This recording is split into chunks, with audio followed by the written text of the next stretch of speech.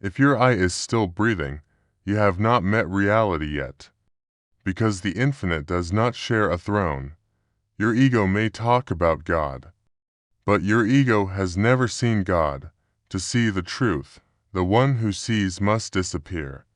Ibn Arabi said, "The real is the eye through which you see." And this is the most dangerous sentence ever spoken in metaphysics, because it means the one you call you is not the one who sees, the one sees through you, and when you stand in front of the one with your own identity, you are not a servant. You are noise. Love cannot be dual. The lane of divine love is one person-wide. Ego cannot enter this street. The street is too narrow. For two, in this path you don't grow yourself. You erase yourself. You don't become special.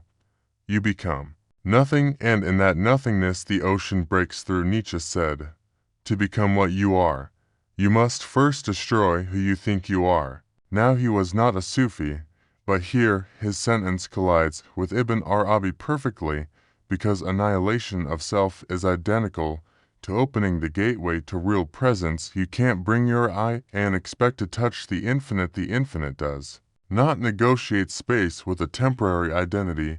When the ego is broken, it is not weakness, it is transformation from limited view to unlimited awareness, from personal desire into universal flow, from I want into I surrender, and surrender is the alchemy tool of this path. Heidegger said, "Only a God can save us." He didn't mean a church statue, he meant the dissolution of human-centered meaning and the arrival of light-centered being. Ibn Arabi calls that moment Fana, the extinguishing of the personal self, not depression, not defeat, spiritual combustion, the fire of love that melts the separate identity until only the face of the real remains. The ego keeps screaming me, me, me, but love keeps whispering no one, no one, no one, and when the scream dies and the whisper becomes silence, the real appears. Only one can exist.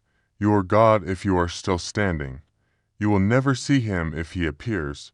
You are gone. Everything begins with this decision. Do you want the throne or do you want the truth? Because they cannot coexist. You said, ego and God cannot share the same space because the container of identity is mathematically too small to hold the infinite, and the entire crisis of human suffering is this simple miscalculation where the temporary self thinks it has a permanent claim on a reality that was never built for a personal owner, and the moment you take this seriously, everything shifts, because then worship is not an activity anymore, it becomes an evacuation of the false identity that is blocking the real, and it becomes obvious that the path to God is not self-improvement, but self-subtraction, because the more you exist, the less he appears, and the less you exist, the more he floods you. As Ibn Arabi said, the real is the eye through which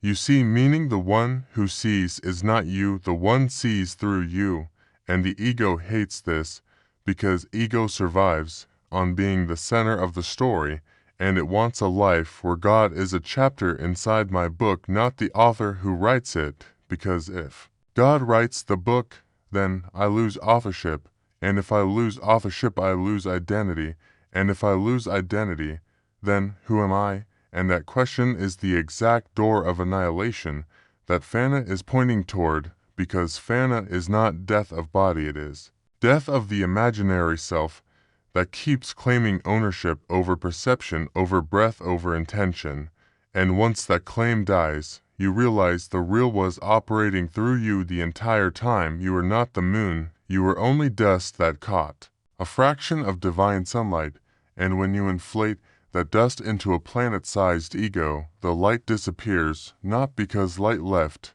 but because dust became too dense to transmit it. This is why Rumi said, "You must become nothing, nothing, nothing, and then God will appear," because the path of the infinite is not expansion of self, but erasure of self, and the difficulty in modern spirituality is that everyone wants God, but nobody wants to disappear. Everyone wants divine union, but nobody wants to collapse their name, their narrative, their pride, their ownership, And this is why the heart remains blocked, not because God is hidden, but because you are too visible, because your ego is too loud, because your self-identity is too thick, and so long as you stand there as you, he will remain veiled. This is what Ibn Arabi meant when he said the real is hidden by the intensity of his manifestation, meaning reality is so bright that the ego literally cannot handle it, so it constructs a smaller story and hides inside that story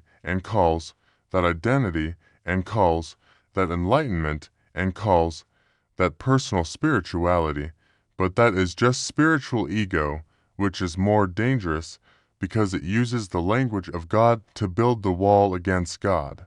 And that is why in Sufi metaphysics, God cannot be reached by achievement. God is reached by vanishing, when the achiever evaporates, when the personal ownership burns, and when the false center collapses, when you stop being a noun and become a transparency, through which light travels.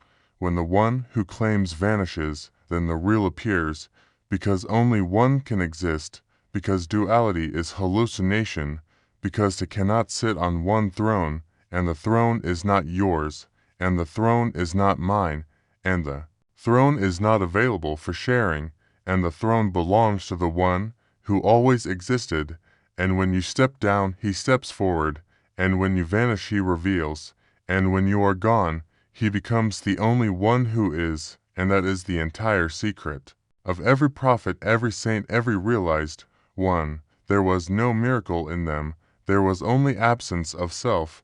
That is the miracle. The miracle is not power, the miracle is disappearance, and this is the meaning of ego, and God cannot share the same space. A divine love is one-directional, it does not allow to, because the current of love flows only toward unity, and the moment duality appears, the current collapses, and the river becomes a stagnant pool that no longer reaches the ocean. This is why the lovers of God speak in strange language. They say, I died before I died. They say, I vanished. That he could be. They say, love broke me until nothing of me remained, because love itself is not an emotion, it is a fire that burns every wall, separating lover and beloved, and until the walls of self and separation are turned to ash. Love does not rest. Divine love is not romance, it is revolution, turns the entire universe inside out, because its only purpose is to erase the line between I and you, so that there remains only one pronoun that cannot even be spoken, because it has no opposite. The human heart wants to own love. Love owns the human heart. It does not come to decorate the ego, it comes to destroy it, as Ibn Arabi said.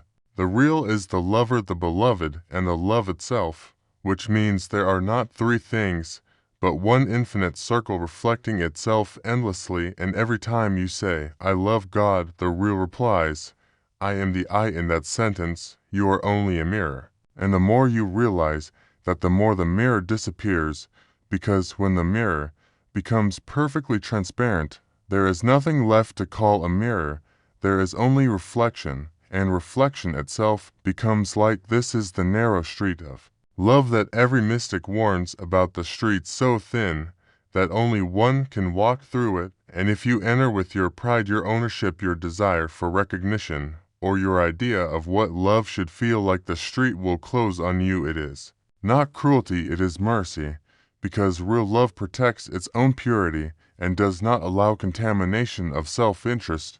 That is why Rumi said love is not for the faint-hearted, because love will break every bone that is not surrendered to the rhythm of God. It will destroy every concept of control, will make you helpless, beautifully helpless. It will make you naked before the real, because divine love only operates in emptiness.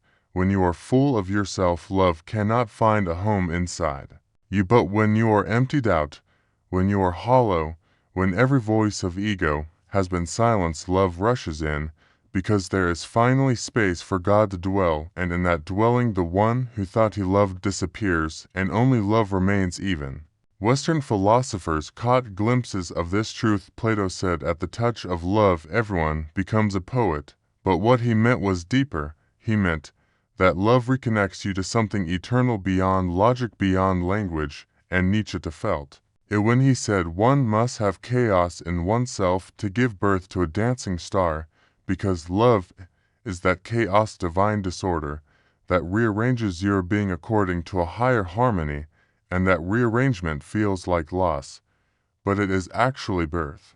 Because love kills what is unreal in you, that what is real can breathe in the open air of divine presence. Ibn Arabi said the lover is he who becomes one with his beloved and no longer distinguishes between himself and the object of his love. This is the secret that destroys duality, the secret that dissolves the illusion of separation, because the lane of divine love does not permit to, it is too sacred to fragile to infinite to allow multiplicity. So, when you say, I love God, the path will test that sentence until the I in that statement evaporates and only love remains, because as long as the I remains, the love is partial, the flame is blocked, but when the I vanishes, the fire consumes everything, and that fire is not destruction, it is purification, and what emerges from that burning is the gold of oneness, the realization that there was never a lover and a beloved, there was always only love loving itself through the illusion of two.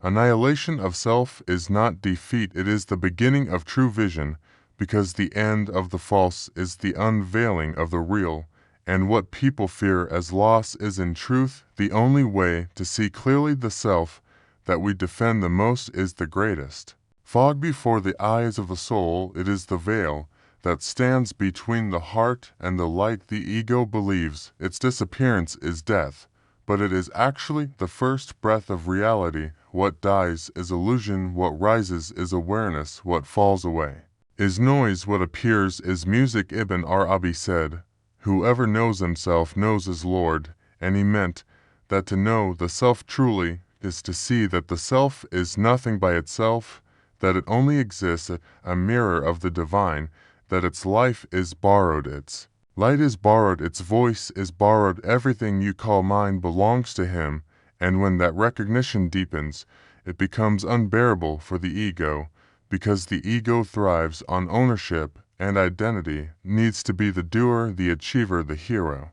But in the realm of truth there is no doer, there is only the one acting through infinite masks. When this dawns on a person, he experiences what Sufis call Fana, the vanishing of the separate self, not by force, but by vision. It is like a shadow disappearing. When the sun rises, the shadow does not fight, it simply cannot exist in that brightness, and so annihilation is not defeat, it is exposure, it is the light erasing the imaginary lines we drew around ourselves. Nietzsche once said, you must have chaos within you to give birth to a dancing star, and that chaos is the trembling of identity before dissolution, when the old self shakes because it senses its end, and the new reality begins to bloom inside. That trembling, you are not dying, you are awakening.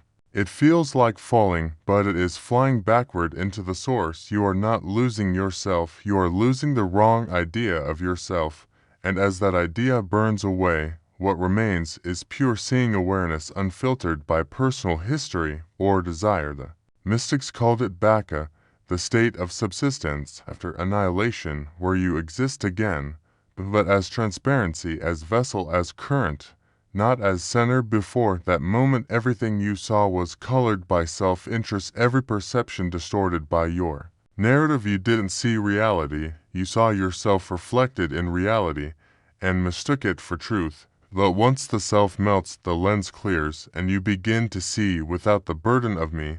The world no longer revolves around your story, it just shines in its own being, and that shine is God. The difference between a saint and an ordinary person is not that the saint found something new, it is that he lost what was false. He stopped claiming ownership of sight, hearing, action.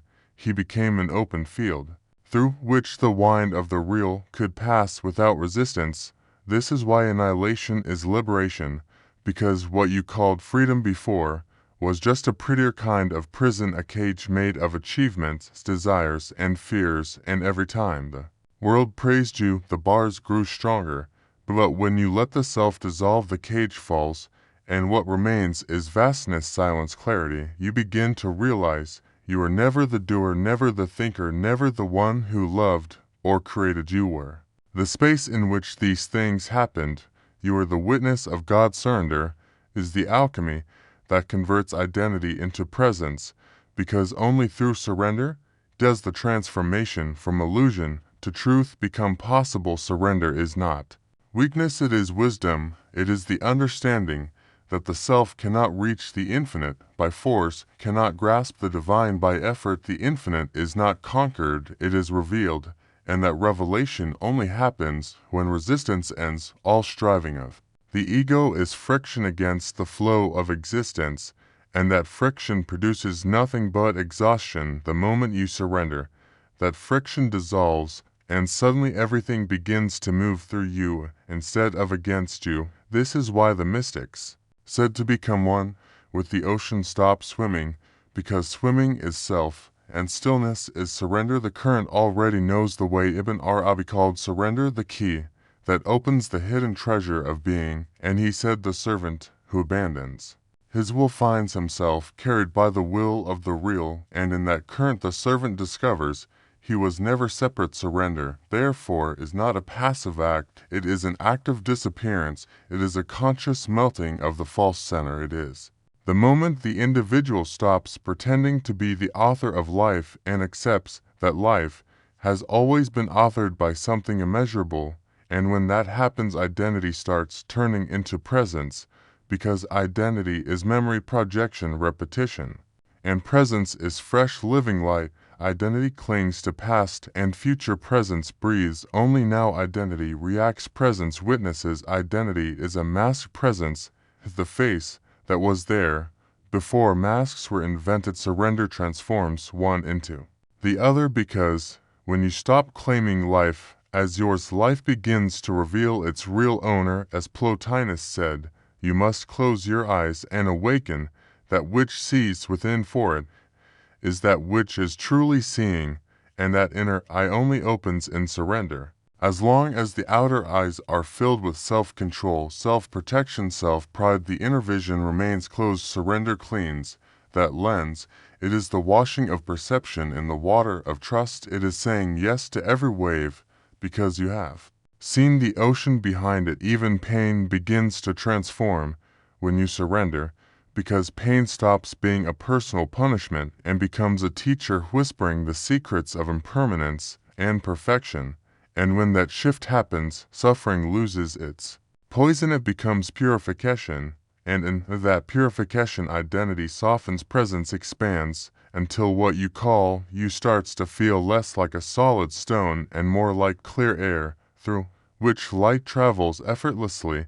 The philosophers who reached this realization even outside of Sufism echoed the same truth. Spinoza said freedom is found in the recognition of necessity, meaning when you align with the flow of reality instead of fighting it, you are free, because your will and God's will become one line, and that line is surrender, and in that line you move without friction, you act without actor, you love without lover, you exist without existing. Surrender becomes the sacred chemistry that distills ego into essence. It burns away the residue of self-obsession and leaves behind transparency. In that transparency, you begin to see that the universe was never against you. It was always guiding you toward this dissolution, that every heartbreak, every delay, every loss was the hand of the beloved sculpting your resistance into readiness. And now you understand why the Sufis dance in circles,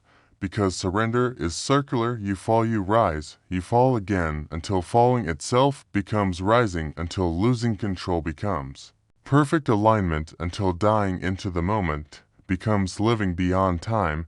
And when that state arrives, there is no surrenderer left. There is only surrender itself, flowing, breathing, shining, because the alchemy is complete. The identity has turned into presence, and the presence has turned into silence, and the silence has turned into God.